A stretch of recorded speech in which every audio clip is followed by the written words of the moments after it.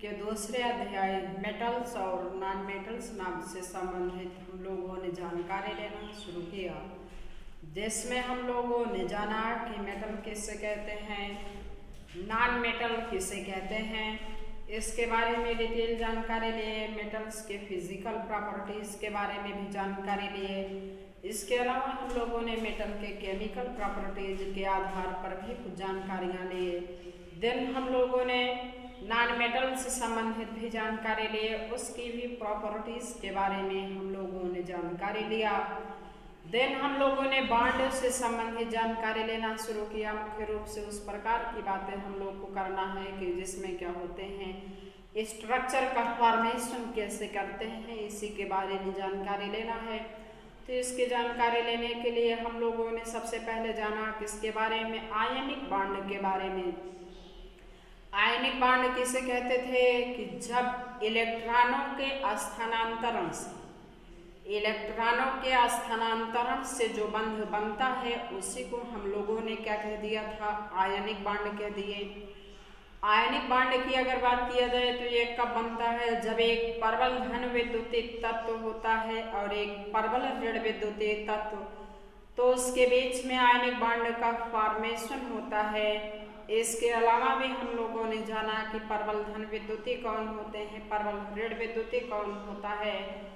आवर्त सारणी में पहले और दूसरे वर्ग के तत्व प्रबल धन विद्युतीय तत्व होते हैं, जबकि आवर्त सारणी में 7वें या 17वें वर्ग के तत्व प्रबल ऋण विद्युतीय तत्व होते हैं। इसके आधार पर पॉलिटेक्निक एग्जाम 2018 में क्वेश्चन पूछा गया था, उसे हमने एक्सप्लेन किया था। एक और तरीका हमने आपको बताया था, आयनिक बॉन्ड तब बनता है कि जब विद्युत ऋणात्मकता का अंतर 1.7 से क्या होता है, कम। तो वे उसके बीच में क्या बनते हैं, आयनिक बॉन्ड का। जब विद्युत ऋणात्मकता का अंतर 1.7 या इससे ज्यादा होता है तो बनता है आयनिक बॉन्ड। इस प्रकार से यदि क्वेश्चन पूछा जाए तो भी आप आसानी से कर सकते हैं। आयनिक बॉन्ड की क्या प्रॉपर्टीज होती है, इसके बारे में भी हम लोगों ने जानकारी लिया। तो उसमें हम लोगों ने क्या जानकारी लिए थे प्रॉपर्टीज में, कि आयनिक बॉन्ड तब बने, आयनिक बॉन्ड जो होते हैं ये कैसे होते हैं, इनके गलनांक और क्वथनांक कैसे उच्च होते हैं, उच्च क्यों होते थे, इसके बारे में डिटेल जानकारी हम लोगों ने लिया था। क्योंकि आयनिक बॉन्ड एक दूसरे से प्रबल स्थिर वैद्युत आकर्षण बलों के द्वारा बंधे होते थे, क्योंकि ये एक दूसरे से प्रबल स्थिर वैद्युत आकर्षण बलों के द्वारा बंधे होते हैं, जिसे तोड़ने के लिए अत्यधिक ऊर्जा की आवश्यकता होती थी। इसीलिए इनके गलनांक और क्वथनांक कैसे होते थे, उच्च होते थे। रिपीट इसलिए कर रहे हैं क्योंकि अभी सहसंयोजक में इसकी जरूरत पड़ेगी। फिर हम लोगों ने जाना कि ये कैसे होते थे, विद्युत के सुचालक होते हैं। क्यों होते हैं, क्योंकि ये विलयन में विपरीत आवेशित आयनों में टूट जाते हैं। देन हम लोगों ने सहसंयोजक के आधार पर जानकारी लेना शुरू किया। हम लोगों ने जाना कि सहसंयोजक बंध किसे कहते हैं, इलेक्ट्रॉनों के स्थानांतरण से जो बंध बनता है उसी को क्या कहते हैं, सहसंयोजक बंध कहते हैं। बात समझो, सहसंयोजक बंध हम लोग कैसे कह देते हैं, इलेक्ट्रॉनों की साझेदारी से। स्थानांतरण तो आयनिक होता है, सहसंयोजक की बात करना तो सहसंयोजक क्या होगा, इलेक्ट्रॉन दो परमाणुओं के मध्य इलेक्ट्रॉनों की साझेदारी से, परमाणुओं के मध्य इलेक्ट्रॉनों की साझेदारी से जो बंध बनता है उसे क्या कहते हैं, सहसंयोजक बंध कहते हैं। यहाँ तक की जानकारी हम लोग पिछले वीडियो में ले चुके हैं। आज यहीं से और आगे के बातों की शुरुआत करना है, जिसके लिए हम लोगों ने एक हेडिंग डालकर छोड़ दिया था, सहसंयोजक बंध कब बनते हैं। जिन लोगों ने हेडिंग नहीं लिखा था वो लोग हेडिंग लिख देंगे, सहसंयोजक बंध कब बनते हैं। तो हम लोगों ने आयनिक बॉन्ड में क्या जाना कि सहसंयोजक बंधन कब बनते थे, जब क्या होता था कि विद्युत ऋणात्मकता का अंतर 1.7 या इससे अधिक होता था तो उसके बीच में क्या बनते थे, आयनिक। यहाँ हम लोग जानेंगे कि ये कब बनेगा, जब विद्युत ऋणात्मकता का अंतर 1.7 से कम या शून्य होता है। विद्युत ऋणात्मकता का अंतर बहुत कम, कितना कम, 1.7 से कम या शून्य होता है तो उसके मध्य आयनिक नहीं सहसंयोजक बंध बनता है। सबसे पहली प्रॉपर्टीज ये लिखिएगा नंबर 1 की। जब विद्युत ऋणात्मकता का अंतर, जब विद्युत ऋणात्मकता का अंतर बहुत कम ब्रैकेट में लिख दीजिए 1.7 से कम, 1.7 से कम या शून्य होता है, या शून्य होता है तो सहसंयोजक बंध बनता है, या शून्य होता है तो सहसंयोजक बंध बनता है। एग्जाम्पल में दर्शा दीजिए, जैसे ये देखिए H2Cl2, इन सब की विद्युत ऋणात्मकता क्या हो जाएगी, समान हो जाएगी। देखिए H से जुड़ा, H से जुड़ा है, इलेक्ट्रोनेगेटिव डिफरेंस करोगे इतना माइनस इतना तो क्या हो जाएगा, शून्य हो जाएगा। तो ऐसे जब विद्युत ऋणात्मकता का अंतर कैसा होता है, बहुत कम या शून्य होता है तो उसके बीच में किसका फॉर्मेशन होता है, कोवैलेंट बॉन्ड का फॉर्मेशन होता है। कोवैलेंट बॉन्ड किसे कहते हैं, परमाणुओं के मध्य इलेक्ट्रॉनों की शेयरिंग से जो बॉन्ड फॉर्मेशन होता है उसे सहसंयोजक बंध कहते हैं। तो ये तो किसकी बातें थी, सहसंयोजक बंध बनते कैसे हैं। एक बात है और, हम लोगों ने जाना था कि आयनिक जो बंध होता है वो एक दूसरे से किसके द्वारा जुड़े होते थे, प्रबल स्थिर वैद्युत आकर्षण बलों के द्वारा। आयनिक बांड एक दूसरे से किसके द्वारा जुड़े होते हैं, प्रबल स्थिर वैद्युत आकर्षण बलों के द्वारा जुड़े होते थे। जबकि ये जो सहसंयोजक बंध होते हैं ये वान डेर वाल्स बलों के द्वारा जुड़े होते हैं। इस बात को भी पॉइंट बना करके लिख लीजिए। देखिए, सहसंयोजक यौगिकों के मध्य, पॉइंट बना के लिखिए, सहसंयोजक यौगिकों के मध्य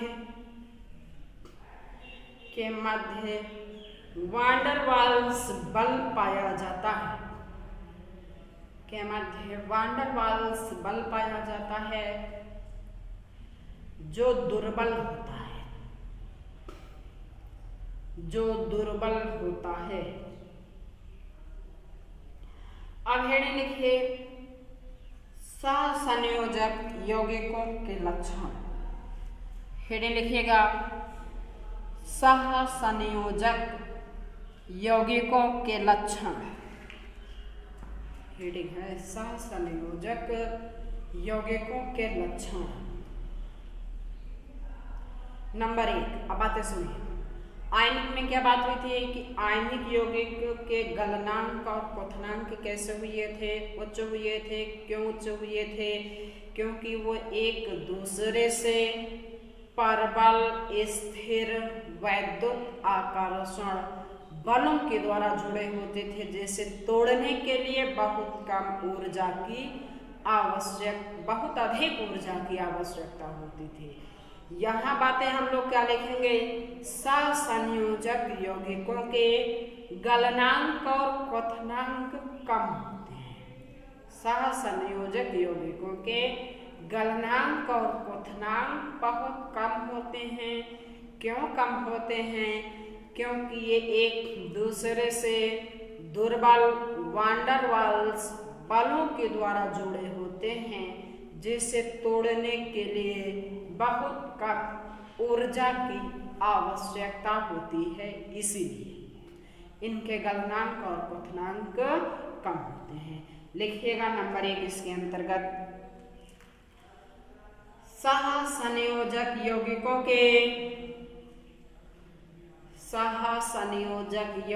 के गलनांक और क्वथनांक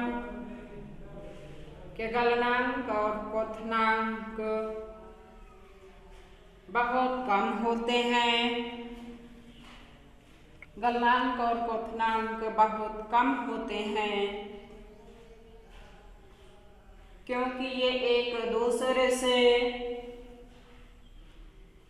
दूसरे से दुर्बल वांडरवाल्स बलों के द्वारा जुड़े होते हैं, जिसे तोड़ने के लिए बहुत कम ऊर्जा की आवश्यकता होती है।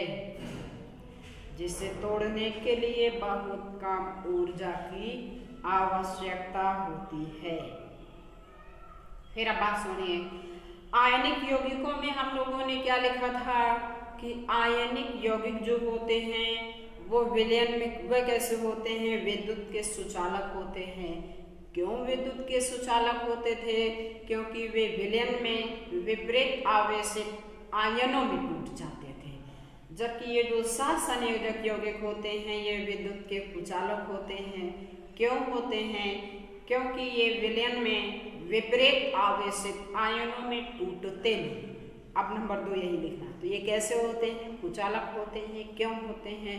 क्योंकि ये विलयन में विपरीत आवेशित आयनों में टूटते नहीं। लिखिएगा नंबर 2, ये विद्युत के कुचालक होते हैं।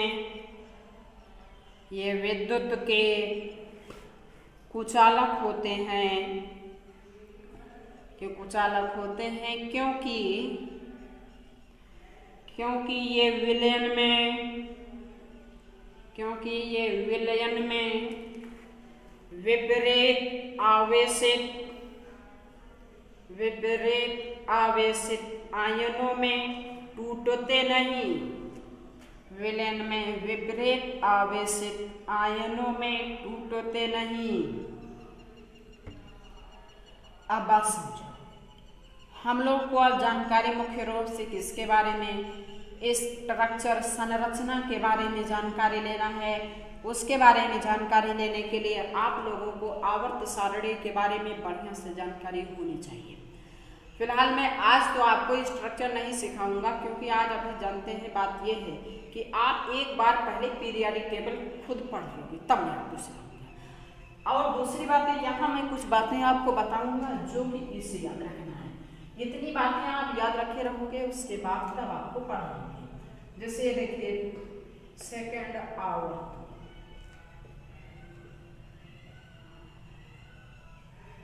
सेकेंड आवर्त में कौन कौन से आते हैं? Lithium, beryllium, boron, carbon, nitrogen, oxygen, chlorine, neon. इसे लिख लीजिए। दूसरे आवर्त में कौन कौन तत्व आते हैं? Lithium, beryllium, boron, carbon, nitrogen, oxygen, chlorine, neon. एक और बात करना तीसरे आवर्त की। तीसरे आवर्त में कौन कौन से आते हैं? Sodium, magnesium, aluminium, sodium, magnesium, aluminium, silicon, phosphorus, sulphur, chlorine, argon. ये इतना आवर्त सारणी। और ये जो 2 बातें हैं कि आवर्त वाला, पहला आवर्त, दूसरा आवर्त में कौन कौन से तत्व हैं, ये इतनी बातें आप लोग याद रख लीजिएगा। उसके बाद नेक्स्ट वीडियो में वेरी इंपॉर्टेंट वीडियो आपके लिए होंगे, क्योंकि उसमें हम आपको संरचना के बारे में जानकारी दे रहे होंगे। आज फिलहाल यहीं पे अपने बातों की समाप्ति करते हैं, बाकी मिलते हैं नेक्स्ट वीडियो लेक्चर में स्ट्रक्चर के साथ। Thank you for watching this video.